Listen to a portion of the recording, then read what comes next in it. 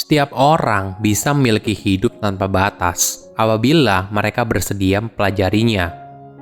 Halo semuanya, nama saya Michael. Selamat datang di channel saya, Sikutu Buku. Kali ini saya akan bahas buku Limitless karya Jim Kwik.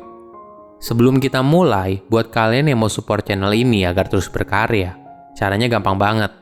Kalian cukup klik subscribe dan nyalakan loncengnya. Dukungan kalian membantu banget supaya kita bisa rutin posting dan bersama-sama belajar di channel ini. Buku ini membahas soal bagaimana meningkatkan kemampuan otak, belajar lebih cepat, dan membuka potensi hidup tanpa batas. Selama lebih dari 25 tahun, Jim telah bekerja sama dengan berbagai tipe orang untuk membantu mereka membuka potensi terpendam dalam otak mereka. Otak kita memiliki kapasitas untuk belajar yang tak terbatas. Boleh dibilang tidak ada batasan dalam hal kreativitas, imajinasi, dan kemampuan berpikir. Inilah keindahan dari potensi manusia. Semua hal ini hanya bisa terwujud apabila kita belajar bagaimana melepaskan batasan yang kita pasang sendiri untuk membatasi potensi dalam diri. Saya merangkumnya menjadi 3 hal penting dari buku ini. Pertama, kemampuan otak bisa ditingkatkan. Bagi yang belum kenal Jim Kwik, dia merupakan seorang expert dalam hal meningkatkan kapasitas otak seseorang, mulai dari meningkatkan kemampuan ingatan, membaca cepat, hingga meningkatkan kemampuan untuk mengambil keputusan. Menariknya, semua itu tidak dia dapatkan karena bakat, tapi semua ini dia pelajari dengan tekun. Pada usianya 5 tahun, kepalanya mengalami cedera dan membuat dia kesulitan belajar di sekolah. Bahkan dirinya sempat dianggap sebagai anak dengan otak yang bermasalah oleh gurunya. Hal ini bukan tanpa alasan. Saat itu, Jim dikenal sebagai anak yang lambat dalam proses belajar dan sangat sulit untuk mengikuti pelajaran di kelas. Namun, semua ini tidak mengecilkan diri Jim. Dalam hati kecilnya, dia selalu berharap kalau di masa depan semua itu berubah. Di masa sulit itu, komik superheroes adalah penyelamatnya. Komik mengajarkan dia untuk membaca, dan lebih penting lagi, komik membuat dia untuk tetap bersemangat dalam menjalani hidup.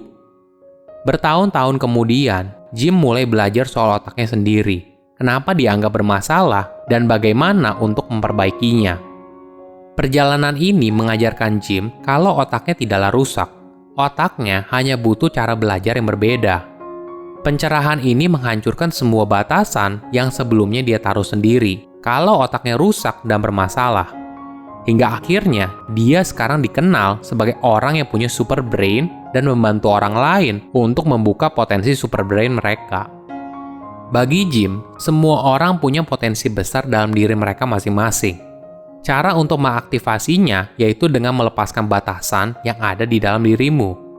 Selama lebih dari 25 tahun membantu orang untuk membuka potensi super brain mereka, Jim menemukan bahwa tidak peduli asalmu dari mana atau tantangan hidup apa yang pernah kamu lalui, kamu punya potensi yang luar biasa. Ibaratnya, jika pengetahuan adalah sebuah kekuatan, maka cara mempelajarinya adalah superpowermu. Jim menjelaskan ada 3 area yang biasanya kita batasi, yaitu mindset, motivasi, dan metode. Membatasi mindset artinya kita percaya kalau kita tidak bisa mencapai hal yang besar dalam hidup, tidak percaya diri soal kapabilitas diri atau kemungkinan di masa depan. Kedua adalah membatasi motivasi, artinya kita kekurangan dorongan, tujuan, atau energi untuk mengambil sebuah tindakan. Terakhir adalah membatasi metode, artinya kita belajar melalui cara yang tidak sesuai dengan cara kerja otak kita, sehingga kita memperoleh hasil yang tidak memuaskan. Ketiga hal ini membatasi kita untuk menggali potensi yang ada di dalam diri. Kedua, cara mengubah mindset. Setiap perilaku manusia didorong oleh sebuah kepercayaan.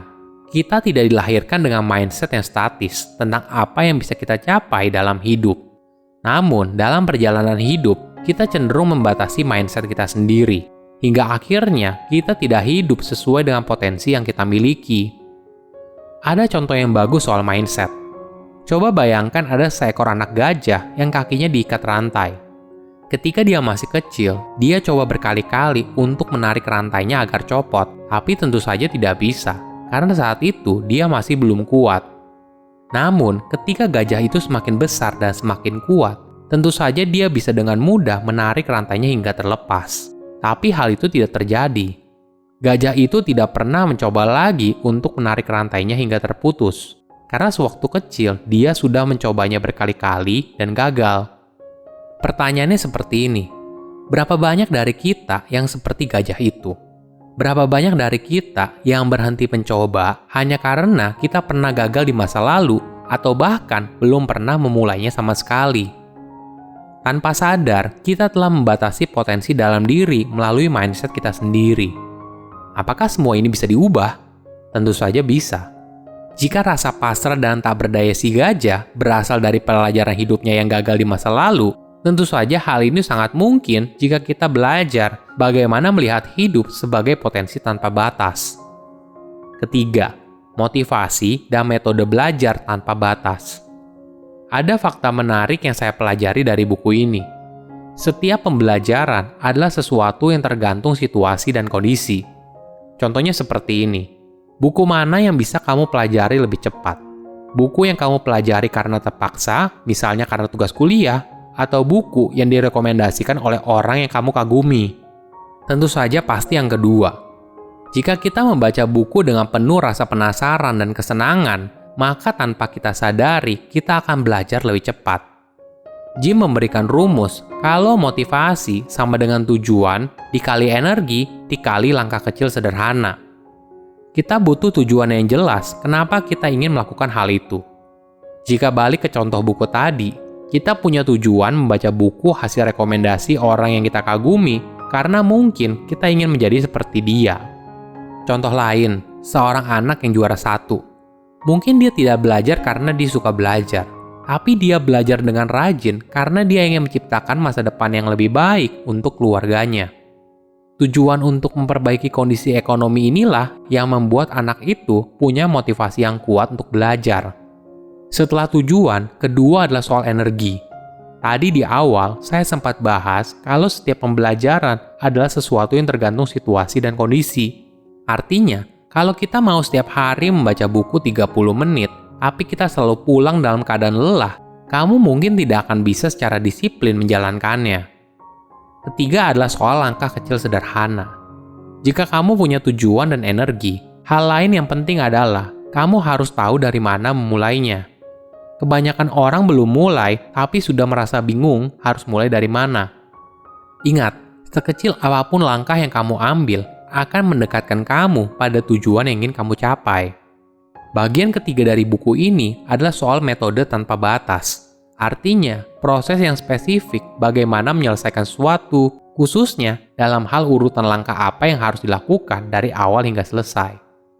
Sebagai contoh, dalam belajar, kita ingin sebanyak mungkin memahami banyak hal. Tapi tentu saja kita punya keterbatasan waktu. Oleh karena itu, kita butuh metode yang tepat. Salah satu caranya yaitu dengan menuliskan catatan penting. Hal penting dalam membuat catatan adalah kita tidak menulis ulang apa yang ada di buku. Tapi kita menulis dengan bahasa kita sendiri. Cara ini akan membuat kita memahami apa yang disampaikan dalam buku itu. Ingat, cara otak kita bekerja itu bukan seperti hard drive yang menyimpan semua informasi, tapi otak kita bekerja seperti sebuah otot. Jadi, semakin sering kita latih, maka kemampuan otak kita akan semakin meningkat. Kita tidak perlu keajaiban untuk mengubah hidup. Kita hanya perlu membuka potensi tanpa batas dalam diri kita, dengan mindset yang tepat, motivasi yang membara, dan metode yang efektif. Silahkan komen di kolom komentar pelajaran apa yang kalian dapat ketika baca buku ini. Selain itu, komen juga mau buku apa lagi yang saya review di video berikutnya. Saya undur diri, jangan lupa subscribe channel YouTube Sikutu Buku. Bye-bye.